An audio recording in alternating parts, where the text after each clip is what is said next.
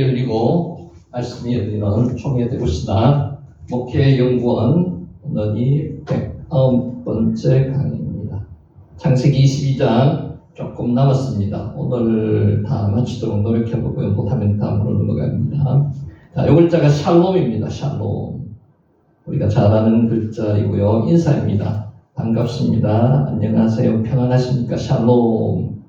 샬롬. 지난번에 이 단어 있습니다. 젖과 꿀에 대해서 이야기했습니다. 할라브 그리고 떼바시. 할라브가 젖이고요. 떼바시가 꿀이었습니다. 가나안 땅에서 생산되는 생산품의 대표적인 게 할라브, 젖이고 떼바시, 꿀이었습니다. 그 떼바시가 또 다른 형태의 떼바시가 있었습니다. 아시스, 과일주 형태의 꿀. 요 단어가 성경에 몇 번 나옵니다. 아시스. 자, 그리고 요 단어 한번 지난번에 말씀을 드렸습니다. 엘로이. 로이가 라아 보다는 명사형입니다. 나를 살피시는 하나님. 엘로이. 엘로이. 창세기 16장 13절 나옵니다. 시작하겠습니다. 16장 13절. 하갈이 자기에게 이르신 여호와의 이름을 나를 살피시는 하나님 엘로이라고 하였으니 이는 내가 어떻게 여기서 나를 살피시는 하나님을 배웠는고 합니다. 여기서 나온 게 엘로이입니다. 자, 오늘은 요 제목으로 말씀을 시작하도록 하겠습니다. 다니엘의 음식 거부에 대한 전통적인 해석과 새로운 관점에서 한번 살펴보겠습니다. 다니엘이 음식을 거부했죠. 거부했는 이유가 우리가 알고 있는 내용도 있고 새로운 관점에서 한번 살펴보고자 합니다. 자, 이 단어가 성경에 자주 나오는데 우리는 히브리어로 단어를 해석하지 않았습니다. 그냥 봤습니다. 가알이라는 단어인데요. 이 단어가 더럽히다는 내용도 있습니다. 몸매에 따라서 더럽히다. 그러니까 몸을 더럽히지 않기 위해서 음식을 거부했다는 내용이고요. 이 단어가 중요한 단어가 하나 더 있습니다. 뜻이 구속하다, 구원하다. 이 단어가 가알입니다. 가알. 자, 한번 보겠습니다. 다니엘은 주전 605년경에 바벨론에 끌려간 것으로 추정이 됩니다. 이때 유다의 왕은 여호야김 왕이었고요. 다스리던 유다 왕 여호야김이 다스리던 시기였습니다. 느부갓네살 왕이 예루살렘을 첫 번째로 공격했을 때입니다. 주전 605년, BC 605년경입니다.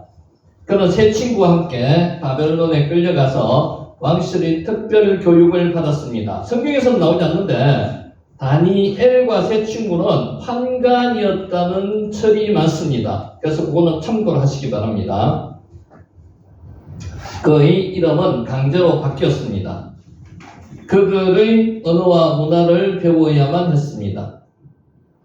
뭘로 바뀌었습니까? 벨드사살이라고 이름이 바뀌었습니다. 바벨론의 신벨과 연관된 이름으로 다니엘 이름이 바뀌었습니다. 다니엘은 다른 모든 것은 다 순종했지만 유독 왕이 제공하는 음식만은 거부했습니다. 자, 거부했는 이유가 여러 가지 있습니다. 자, 왜 그랬을까요? 자, 첫 번째 다니엘의 음식 거부에 대한 전통적 해석은 이렇습니다. 다니엘서 1장 8절에서 다니엘은 자신을 더럽히지 않기로 결심하고 몸을 더럽히지 않기로 결심하고 이 더럽히다는 단어가 가알입니다. 가알. 왕의 음식과 포도주를 거부했습니다. 이에 대해서 전통적인 해석은 크게 세 가지입니다. 첫 번째가 율법적인 이유로 거부했다는 거죠. 가알, 더럽히다. 유대교의 정결 음식법에 따르면요. 특정 음식은 부정함으로 먹을 수 없었습니다. 레위기 11장에, 신명기 14장에 먹을 수 있는 음식과 먹을 수 없는 음식을 규정하였습니다. 그래서 레위기 11장을 먹는 것을 규정해 놓은 장이라고 이야기합니다. 젓가락장이라고 이야기합니다. 또한 레위기 17장 10절 14절에는 피를 먹지 말라고 했습니다. 피채 먹지 말라는 거죠. 자, 바벨론 왕국의 음식은 이방 음식으로 이방 방식으로 도살되었습니다. 그러니까 동물을 잡을 때 정결규례에 따라서 동물을 잡지 않았다는 거죠. 부정한 동물을 포함했을 가능성이 높기 때문에 다니엘이 이를 거부했다는 겁니다. 자, 두 번째, 음식을 거부한 이유가요, 우상에게 바쳐진 음식이기 때문에 거부했다는 겁니다. 이것도 우리가 보통 이야기를 듣습니다. 다니엘이 왕실 음식으로 자신을 더럽히지 않겠다고 했는데 음식 정결법의 문제라기보다는 우상숭배와 연결될 가능성이 있기 때문에 거부했습니다. 그러니까 우상에게 바쳐진 음식을 먹지 않겠다는 이런 뜻입니다. 바벨론 왕국의 음식은 마르둑 같은 바벨론 신에게 먼저 바쳐지고 신하들에게 나눠졌다는 겁니다. 그래서 거부했을 것이라는 겁니다. 출애굽기 34장 15절에는 우상 제물을 먹지 말라고 했습니다. 그들이 자기들의 신들을 엄란하게 섬기며 그들의 신들에게 제사하고 너를 청하면 너는 그 제물을 먹지 말라, 그렇게 이야기했습니다. 다니엘은 바벨론 신에게 바쳐진 음식을 먹는 것은 자신의 신앙을 타협하는 행위라고 보았을 가능성이 크다는 겁니다.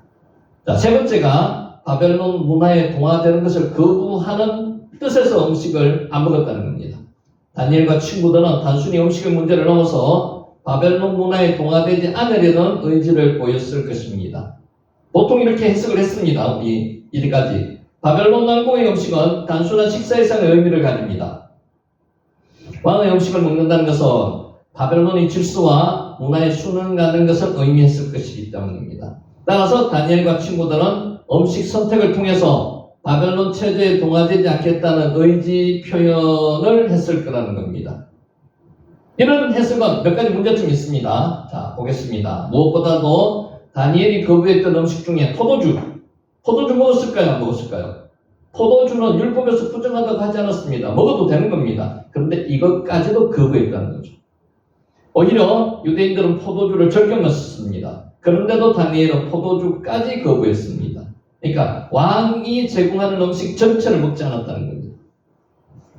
율법대로 거부했다면 바벨론의 포로로 끌려간 유대의 여호야긴이 바벨론 왕국의 음식을 먹은 것을 설명하기가 어렵습니다. 여호야긴은 안 먹었다, 거부했다는 이야기가 없습니다.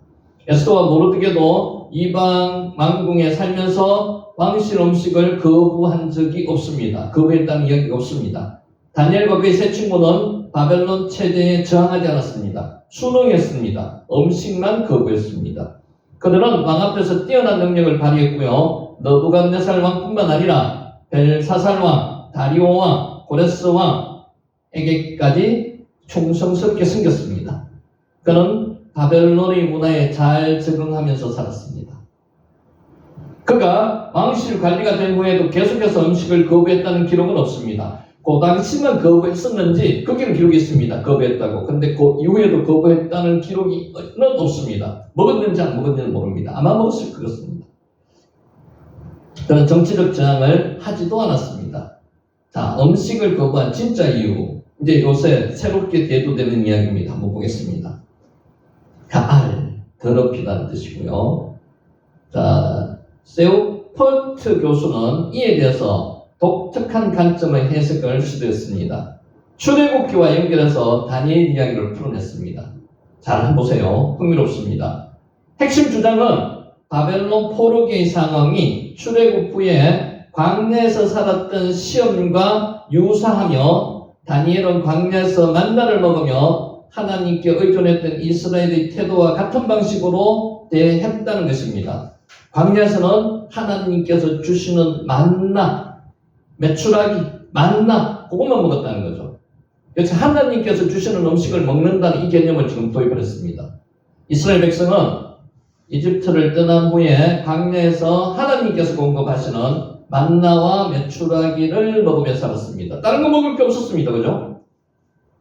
하나님은 이스라엘 백성이 이집트의 맛있는 음식을 그리워하지 않았고, 근데 실제로 노예가 잘 먹으면, 고기를 먹으면 얼마 먹겠습니까? 못 먹습니다. 그냥 가끔 한 번씩 먹는 고기에 대한 동경이었습니다. 하나님의 공급하심을 신뢰하며 살기를 원했습니다. 다니엘과 그의 세 친구는 바벨론의 맛있는 음식을 거부하고 채식과 물을 먹게 해달라고 했습니다. 다니엘서 1장 12절 말씀입니다. 한글 성경에서는 채식으로 번역되었지만 실제는 채식이 아니고요. 야채가 아니고요. 씨앗입니다. 씨앗. 원어입니다. 원어에는 제라움, 제라, 이옴이라고 씨앗입니다. 씨앗. 제로임, 씨앗입니다. 광야에서 먹던 만나와 유사한 것이라는 거죠. 그러니까 채식, 야채가 아니고요. 광야에서처럼 만나 같은 그런 씨앗을 달라는 거였습니다. 그 씨앗. 민수기 11장 7절에는 만나는 가시와 같고 모양은 진주와 같다고 했습니다. 특히 출애굽기 16장 4절에 나오는 날마다 주어지는 음식, 요게 에바르 용 빼요모 날마다 쓸 것을 이런 뜻입니다. 다니엘 7장 5절에도 나옵니다. 이는 하나님이 이스라엘에게 음식을 공급하셨음을 강조하는 표현입니다. 그러니까 광야에서 먹던 음식처럼 날마다 하나님께서 주신 그와 같은 음식을 먹겠다는 그냥 그 일념으로 지금 표현했는 겁니다. 다니엘의 음식 거부는 하나님만이 유일한 공급자임을 믿는 신앙적인 선언이라는 겁니다. 왕이 주는 음식을 먹지 않고요. 하나님께서 주신 그 음식을 먹겠다는 겁니다.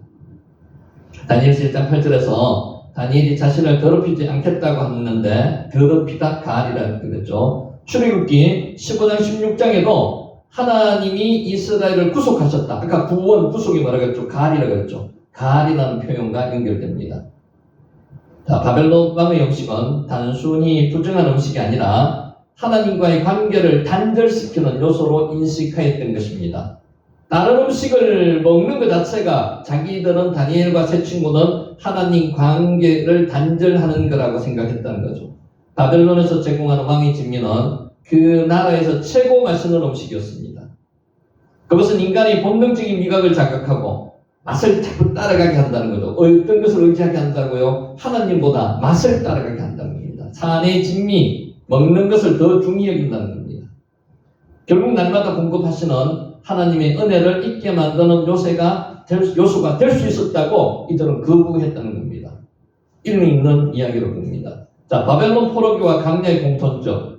바벨론에서 포로 생활하는 거는요, 이스라엘 민족이 40년 광야 생활했던 것과 유사한 점이라고 많습니다. 유사한 점이.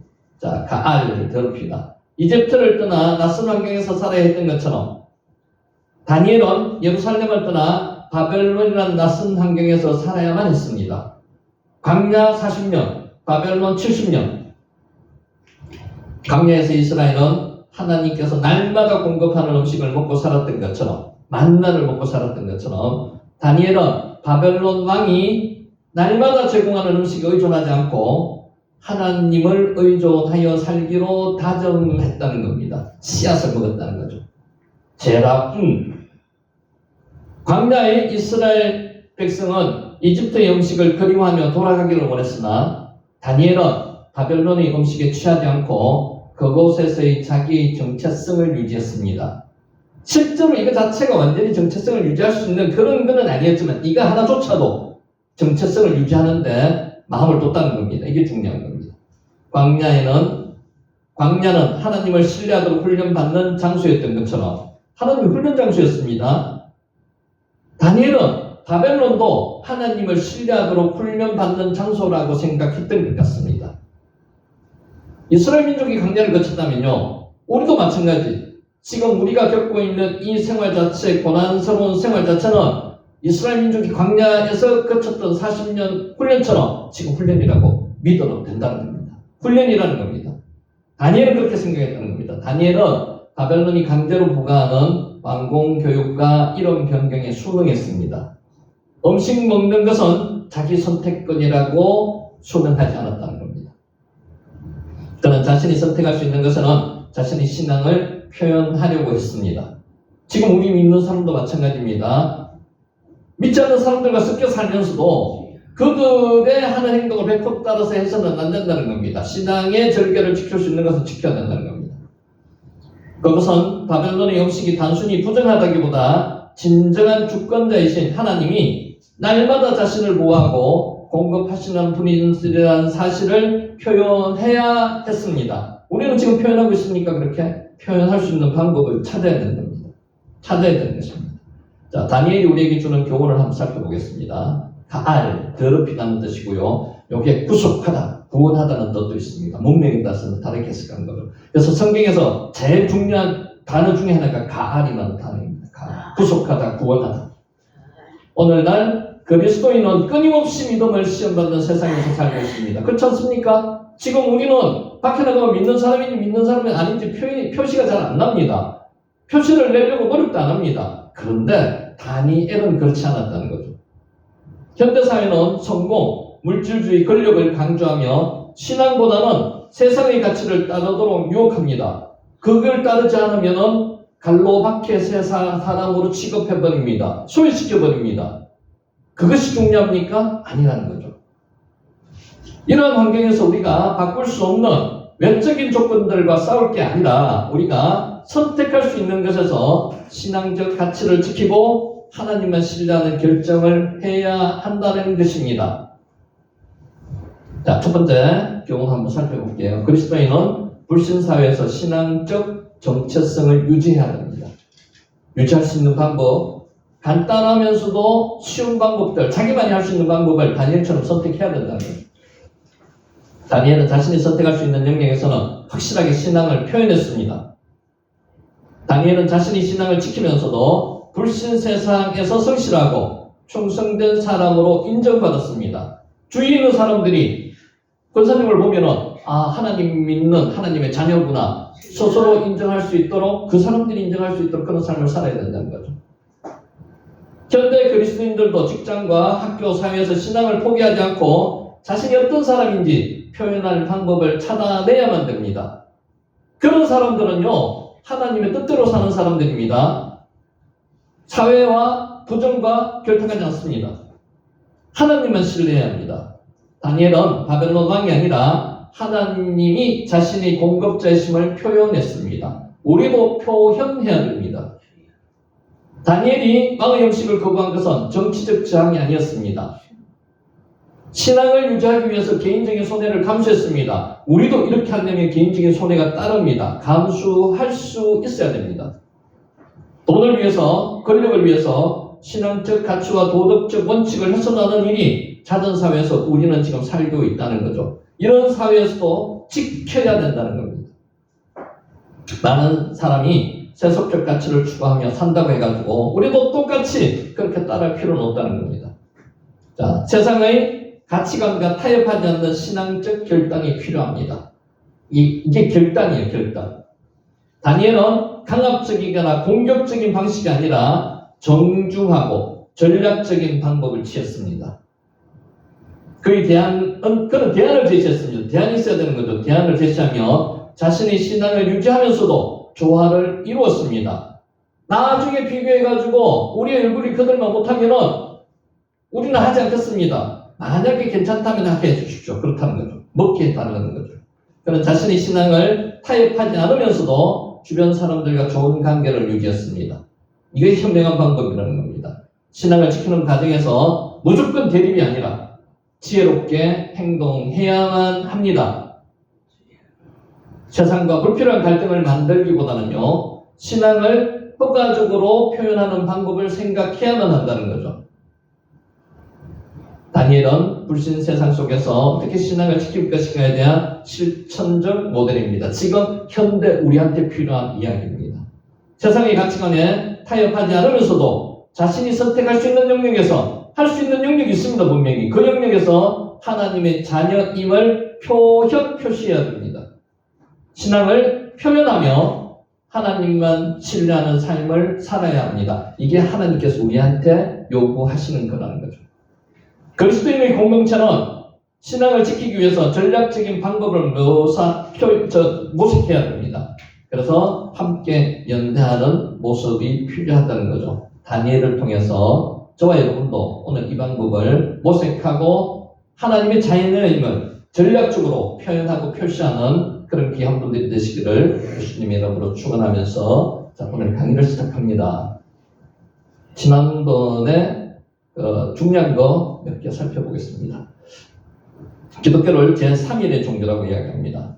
그리고 제3일의 신앙이라고도 이야기합니다. 3일은 어떤 3일이냐 하면요, 자기 성찰의 시간입니다. 자기가 죽고 하나님이 커져가는 시간이 3일입니다. 아브라함이 3일 길을 가면서 그냥 갔겠습니까? 자기 십자가를 지는 고통을 겪었습니다. 오늘도 마찬가지입니다. 지금 혼란과 고통 속에서 살고 있는 이 시간이 지나면은 하나님께서 3일 후에 부활이 있을 것이, 부활을 하셨듯이 예수님께서 우리에게도 부활의 날이 올 겁니다. 그 3일의 시간은 성찰의 시간이고요. 자기 뼈를 깎는 고통의 시간입니다. 자기가 죽고 하나님이 커져가는 시간이라는 거죠. 이 사건이 옛날에 아브라함이 예수님 태어나기 2000년 이전에 겪었던 사건이라는 거죠. 이 사건이 지금 현대에 우리가 적용해야 될 사건이라는 겁니다. 계속 고난과 시련만 있는 게 아니에요. 3일 후에는 부활하셨듯이 예수님께서 우리도 3일 후에는 하나님께서 준비하신 그 영광의 자리에 간다는 겁니다. 아멘. 6절 아브라함이 이에 번제나무를 가져다가 그의 아들 이삭에게 지우고 자기는 불과 칼을 손에 들고 두 사람이 동행하더니 이 동행이 중요하다고 그랬죠. 지금 이삭은 자기가 번제로 바쳐지는 제물이 될 것을 알고 있었습니다. 어느 정도 100%는 아니더라도. 그런데 아버지와 같이 동행합니다. 자기가 지금 번제물이 된다는 것을 알면서도 아버지를 따라갑니다. 이 신앙이 우리 예수님께서 하나님의 뜻을 알고 본인 소속과 십자가에 달리셨던 그 사건과 유사하다는 거죠. 우리는 지금 이런 신앙을 가지고 있는지 한번 되새겨봐야 됩니다. 내가 산제물이 되어야 되는 거죠. 그게 기독교인의 본 모습입니다. 근데 내가 제물이 되지 않고 내가 산제물이 되지 않고 내가 푸득푸득 살아있으면 그 신앙은 다른 신앙이 아니라는 겁니다. 두 사람이 동행했습니다. 아브라함과 이삭이 동행했습니다. 아브라함도 대단하지만 이삭도 대단합니다.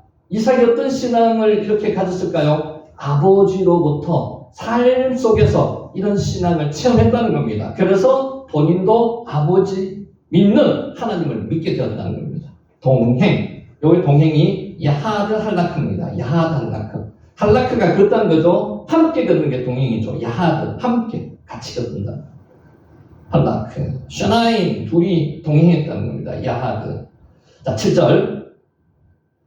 이삭이 그 아버지 아브라함에게 말하여 이르되 내 아버지여 하니 그가 이르되 내 아들아 내가 여기 있노라. 이삭이 이르되 불과 나무는 있거니와 번제할 어린 양은 어디 있나이까. 이제 이삭이 표현을 합니다. 어느 정도 심중에는 내가 제물일 것이라고 생각을 했겠지만 표현을 합니다.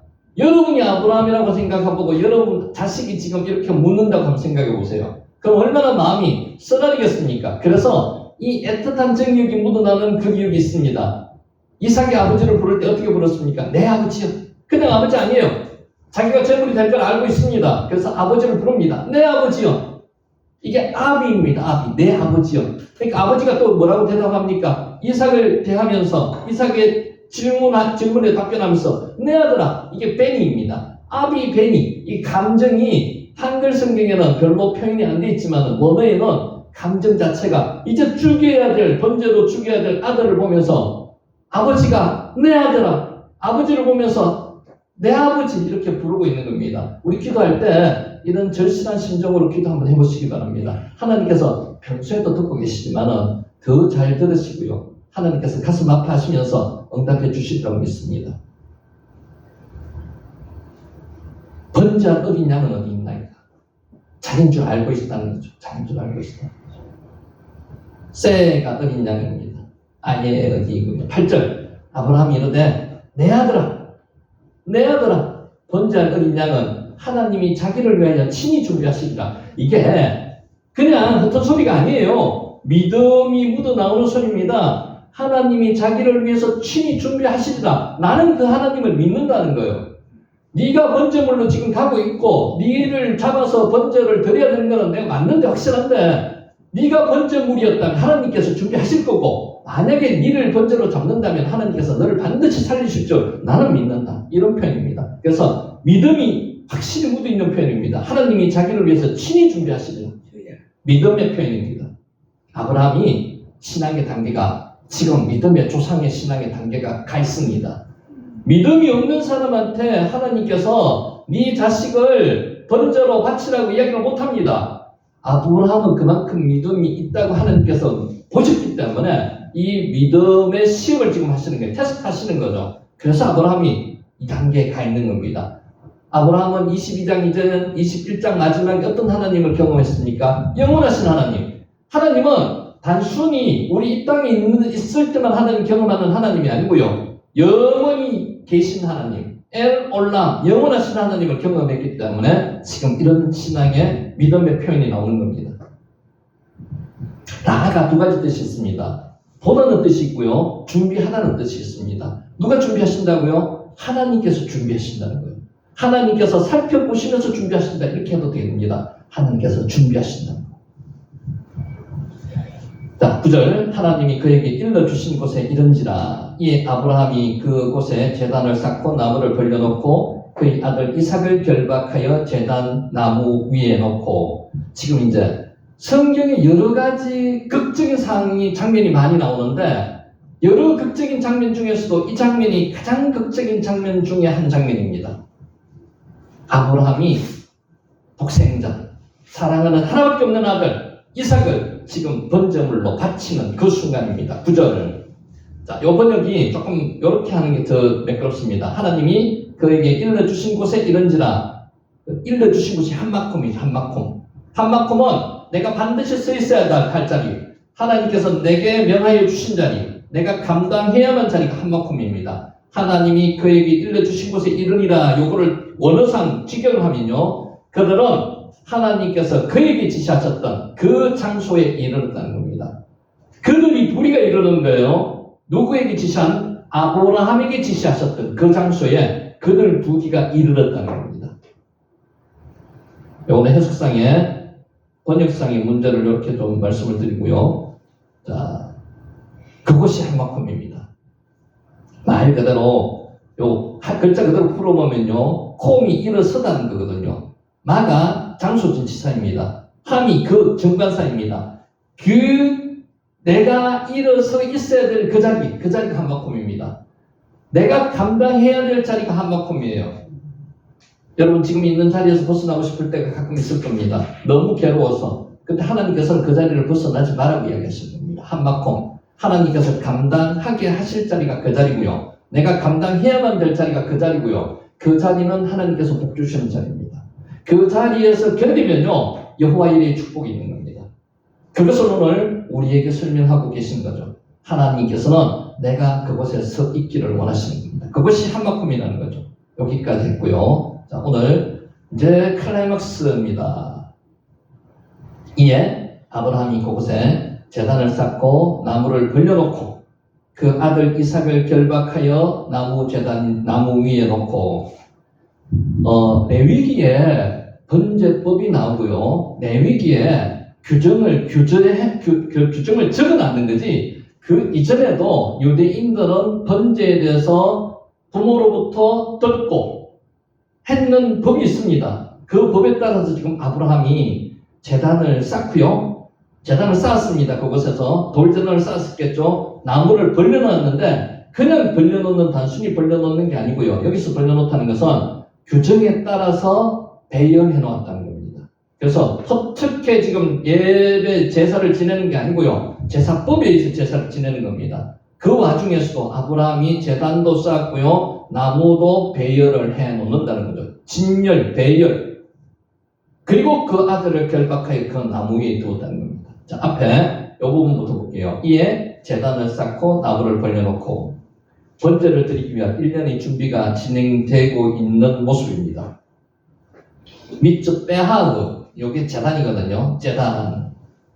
하가 사용되었습니다. 그 제단 어떤 제단이에요? 하나님께서 명령하시고 지시하셨던 그 제단입니다. 그냥 아무 제단이 아니고요. 다른 잡신에게 제사 드리는 그 제단이 아니고요. 하가 중요합니다. 하나님께서 명령하시고 지시하셨던 그 제단, 하나님께서 계시하셨던 그 제단이 하 밑줄 빼하입니다. 아들 이삭의 번제에 필요한 바로 그 제단, 그 제단이 하 밑줄 빼하입니다. 자, 벌려놓고는 방금 말씀드렸듯이 야 아라크가 어떤 뜻인가 하면 벌려놓는다는 뜻입니다. 어떤 유해를 위해서 널어놓는다는 것입니다. 정확하게 전달하기는 준비하다는 뜻입니다.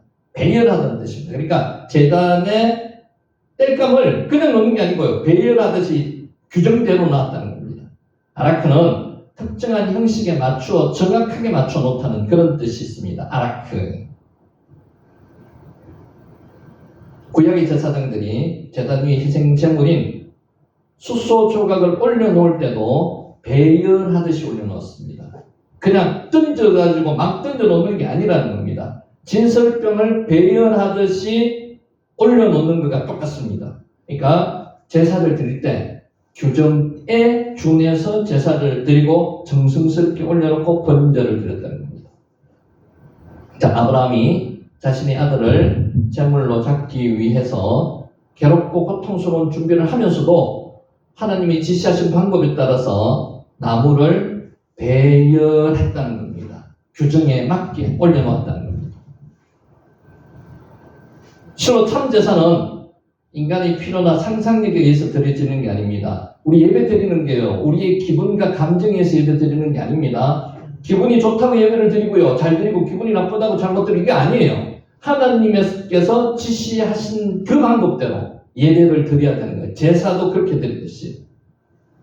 하나님이 기뻐하시는 바로 그 방법을 쫓아서 규정하는 방법에 따라서 오직 하나님만을 의식하면서 제사는 나를 위해서 예배를 드리는 게 아닙니다. 하나님께 드리는 거예요. 그래서 참으로 하나님께만 영광 돌리는 게 이게 예배이고 이게 제사입니다. 그래서 규정에 따라서 우리 또 예배 순서에 따라서 예배를 드리는 거잖아요. 누구를 기쁘게 하기 위해서 예배를 드리는 거예요? 나를? 아니요. 하나님께서 하나님의 영광을 위해서. 그러면 하나님께서 그 영광을 받으시고 우리에게 기쁨과 감격을 주시는 거죠.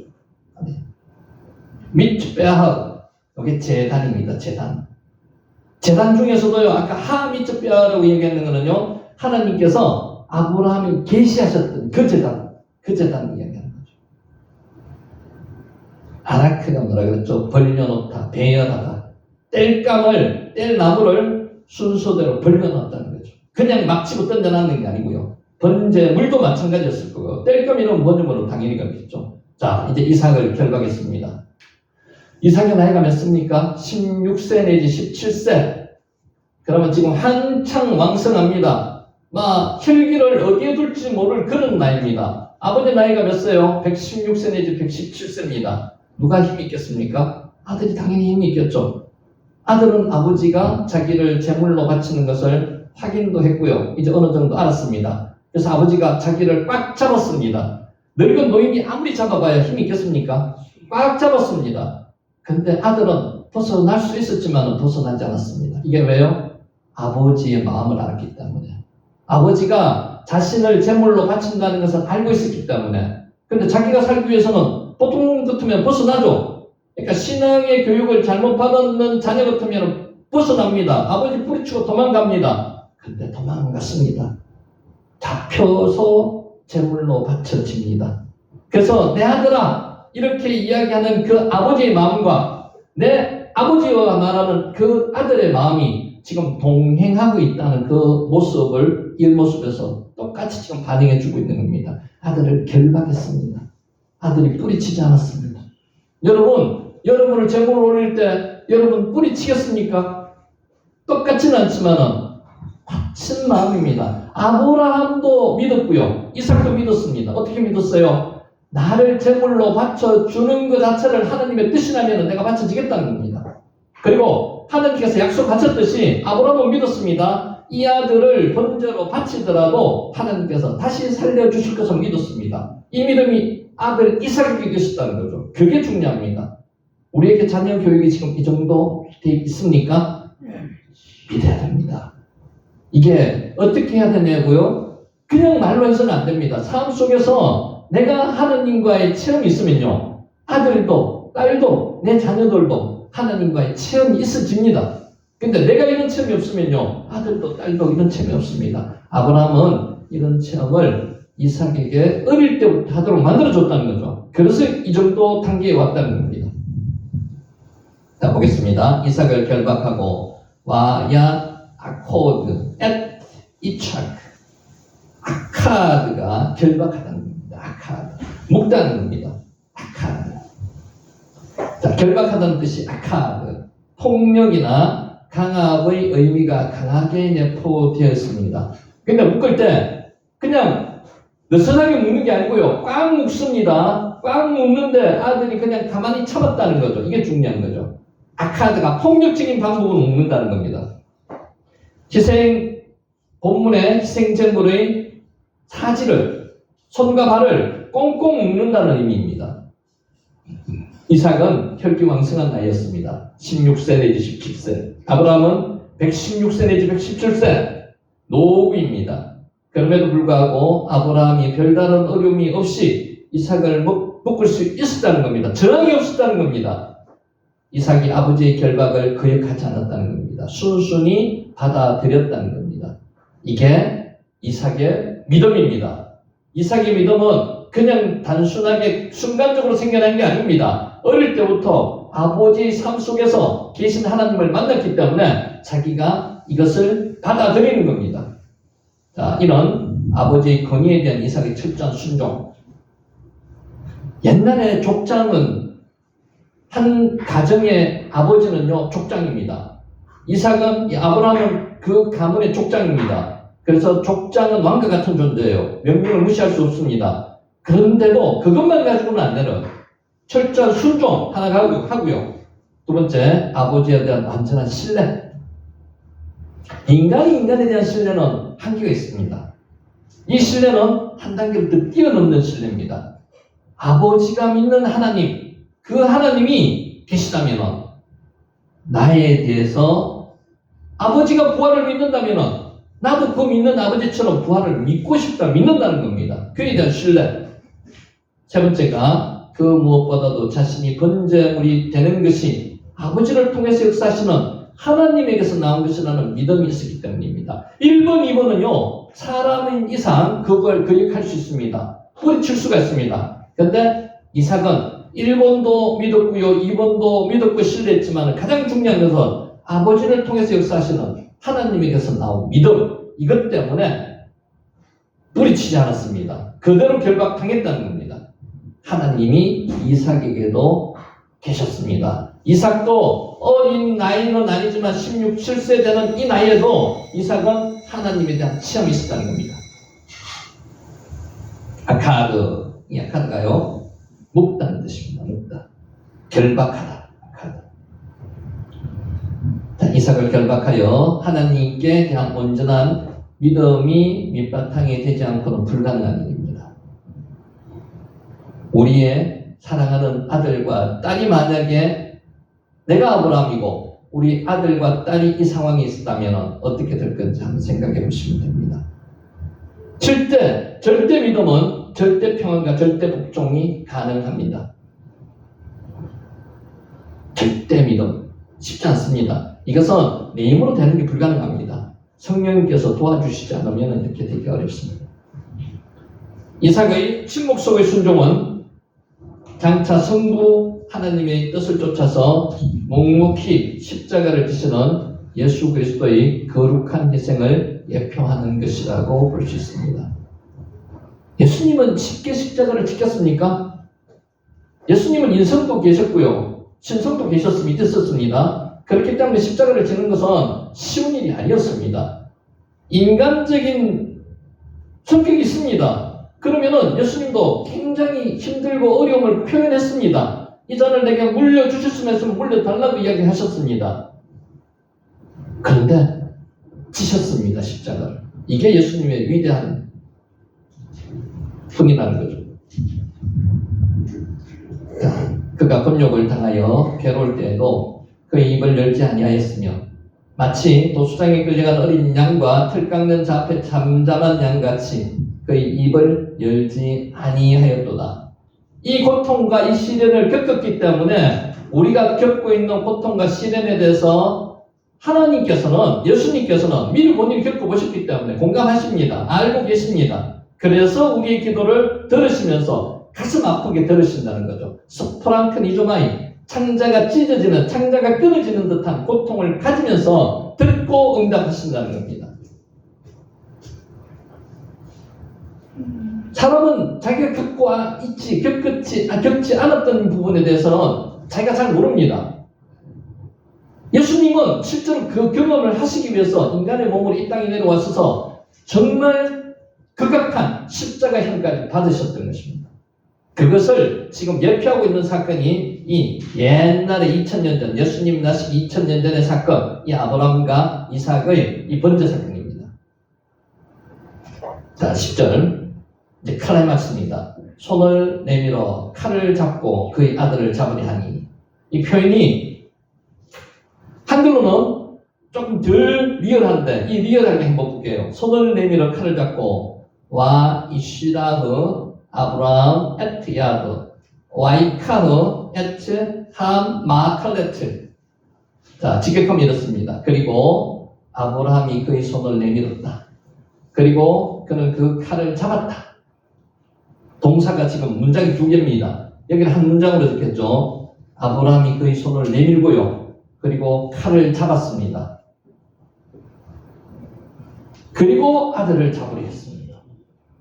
성경에는, 한글 성경에는 아브라함이라는 이름이 생략되어 있습니다. 누가 했다고요? 이 주체가 아버지 아브라함이 했다는 거죠. 생략되어 있으나 원어 성경에는 제9절과 마찬가지로 다시 한번 이름을 밝힙니다. 이삭을 제물로 희생시키는 일을 행하는 주체가 누구라고요? 아버지 아브라함이라는 거죠.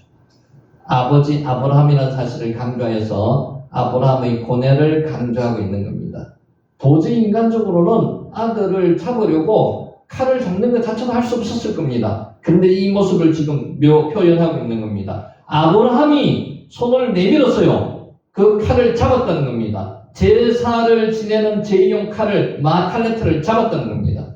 그리고 왜 잡았어요? 그 아들을 잡으려고 제물로 각을 뛰기 위해서 잡았다는 거죠. 숨통을 끊기 위해서 잡았다는 겁니다. 계속적인 와우를 연속적으로 2번 사용했습니다. and 그리고 즉각 지금 계속 이어진다는 겁니다.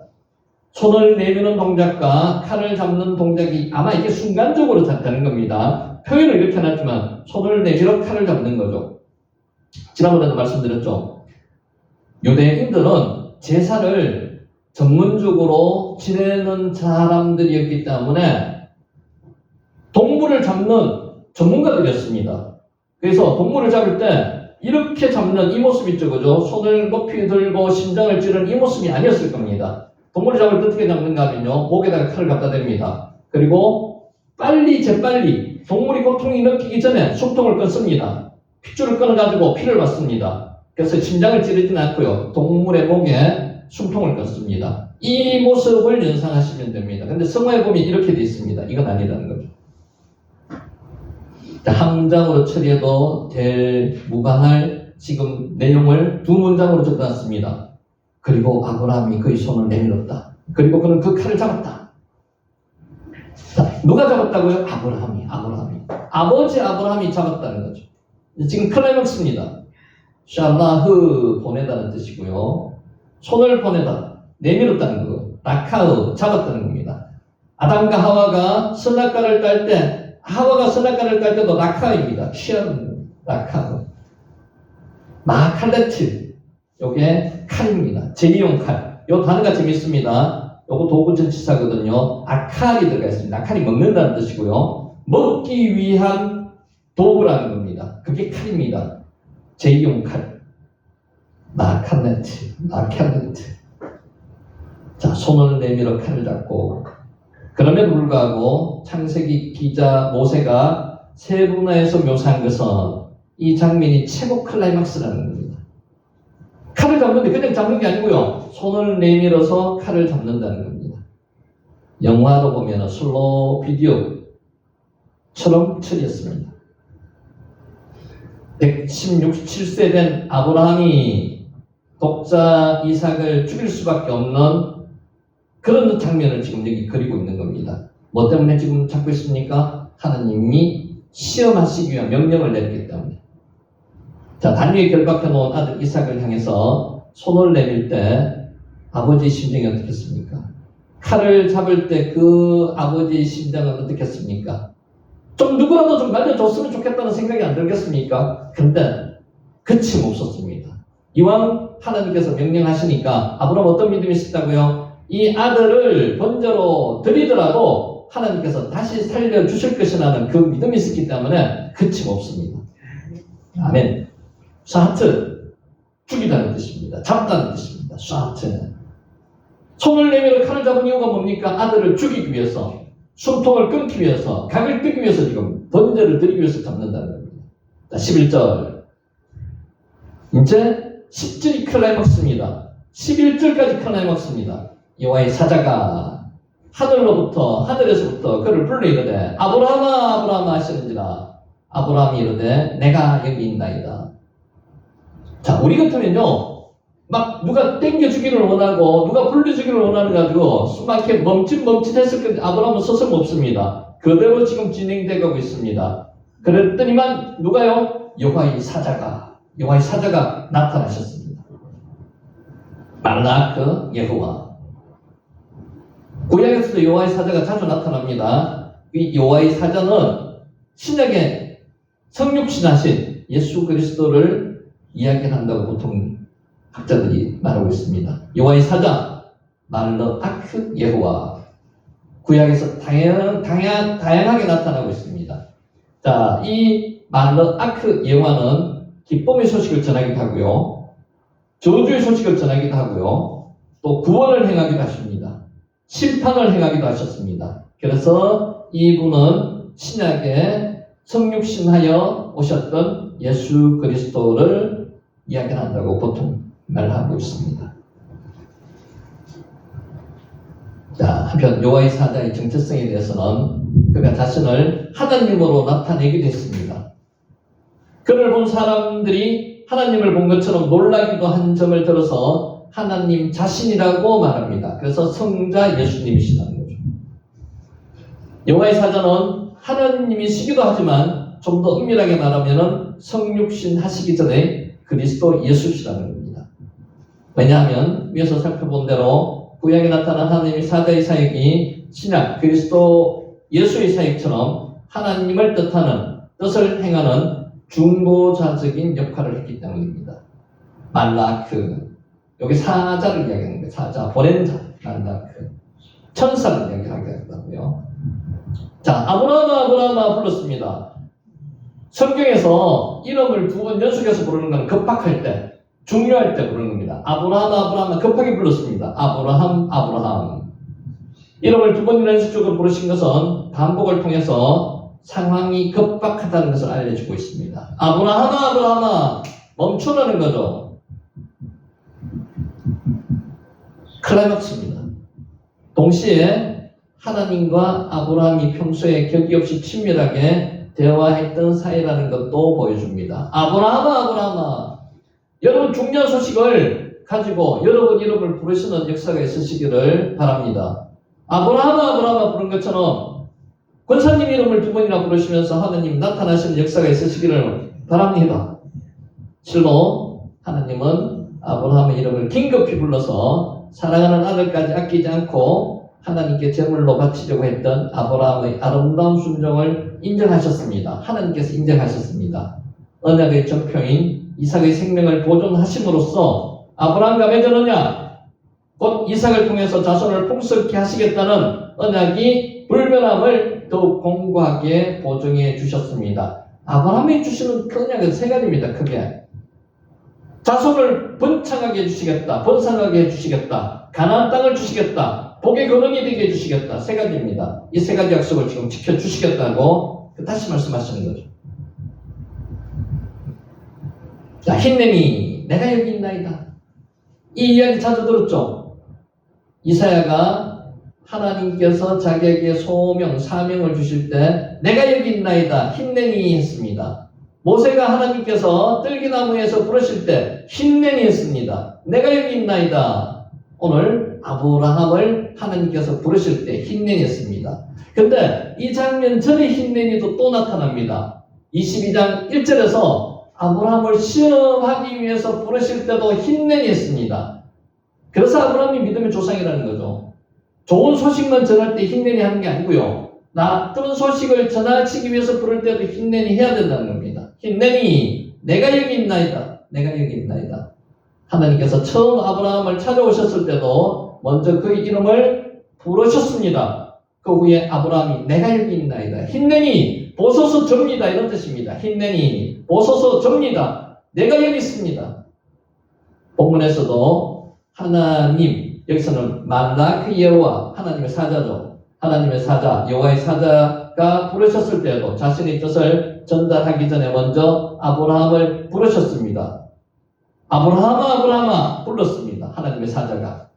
아브라함의 대답 역시 처음과 마찬가지였습니다. 힘내니 내가 여기 있습니다. 내가 여기 있습니다. 이것은요, 영적인 민감성이 있으신 분만 대답할 수 있는 답변입니다. 하나님은 오늘도 여러분을 부르고 있습니다. 저와 여러분을. 그럴 때 힘내니 하실 수 있는 분은요, 하나님과의 교감이 어느 정도 평소에도 이루어졌던 분이 힘내니 할 수 있습니다. 기도를 하시는 분이 힘내니 할 수 있습니다. 전혀 모르시는 분은요, 영적인 민감성이 없으면 답변을 할 수 없는 대답이 힘내니입니다. 힘내니 내가 여기 있나이다.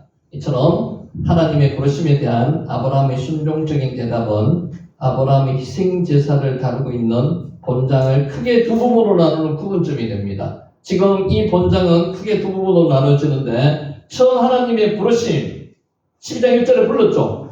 아브라함의 대답으로 희생제사 준비와 실행이 1절에서부터 10절까지 되고 있고요. 11절에서는 또 다른 힘내기가 나온다는 거죠. 두 번째, 하나님의 부르심과 아브라함의 대답으로 희생제사의 대체와 축복이 11절부터 19절까지 나온다는 겁니다. 1절부터 10절, 11절부터 19절, 힘내기가 나오는 첫 번째 나오는 두 분류로, 두 문단으로 나눌 수 있다는 겁니다.